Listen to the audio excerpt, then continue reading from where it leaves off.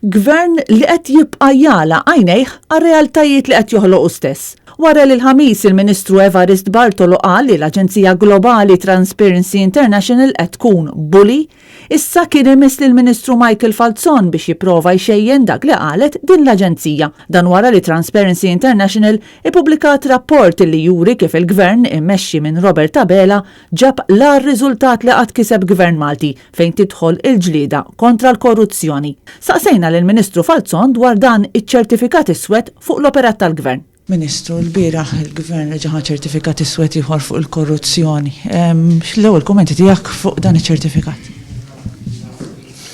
Skużali, li ma għajli xidu ċertifikat.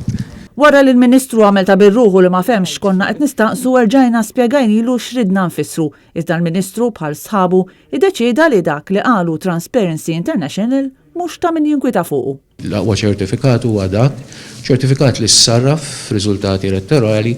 Ir-rapport tal-Aġenzija Internazzjonali juri kif il-Gvern immexxi minn Robert Abela mhux talli m'għamel assolutament l-ebda avvanzi f'dik li korruzzjoni f'pajjiżna mis-sitwazzjoni kif ħallija Joseph Muscat talli saħansitra kiseb riżultati qar minn dawk ta' snin li moddija.